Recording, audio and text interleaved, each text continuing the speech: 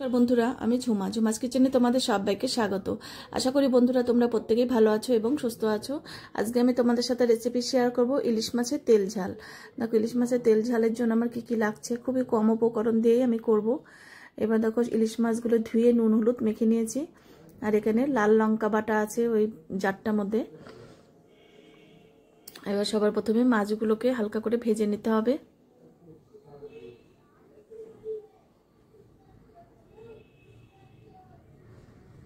এবার তেল আমি আগে থেকেই গরম করে নিয়েছিলাম, এবার মাছটা দিয়ে দিলাম।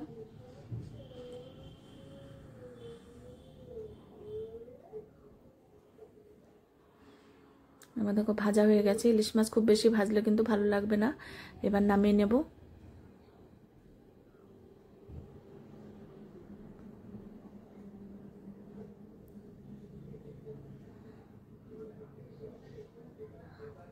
এবার বাকিগুলো ভেজে নেব।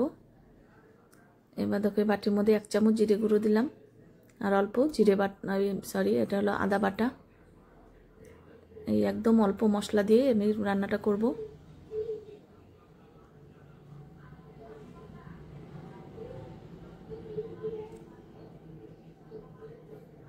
এবার লঙ্কা বাটা দিয়ে দিলাম 1/2 চামচ।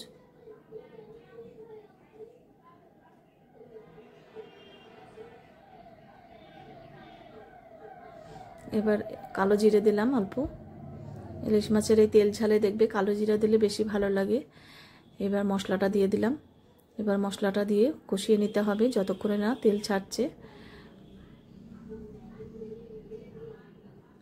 এবার হলুদ দিলাম 1/2 চামচ,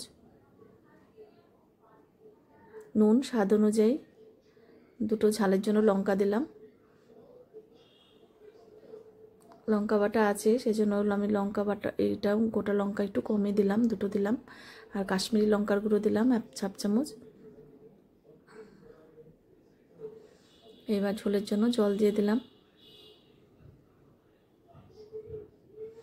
তোমরা যদি সুন্দর সুন্দর রেসিপি পেতে যাও আমার এই ইউটিউব চ্যানেলটি অবশ্যই সাবস্ক্রাইব করে রেখো। আর যদি ফেসবুক থেকে দেখো পেজটাকে ফলো করো, তাহলে আমি যখনই যা নিত্য নতুন ভিডিও আপলোড করব তোমাদের কাছে সঙ্গে সঙ্গে পৌঁছে যাবে।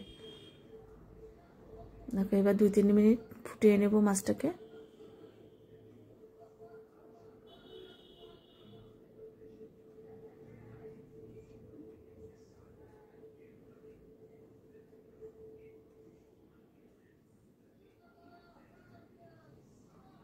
দেখো ইলিশ মাছের তেল ঝাল একদম কিন্তু রেডি।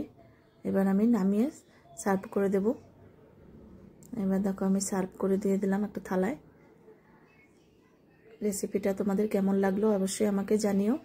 আজকে তাহলে আমি এখানেই রাখছি, এরপরের দিন আবার নতুন কোনো রেসিপি নিয়ে হাজির হয়ে যাব। তোমরা সবাই সুস্থ থেকো, ভালো থেকো। টাটা বন্ধুরা।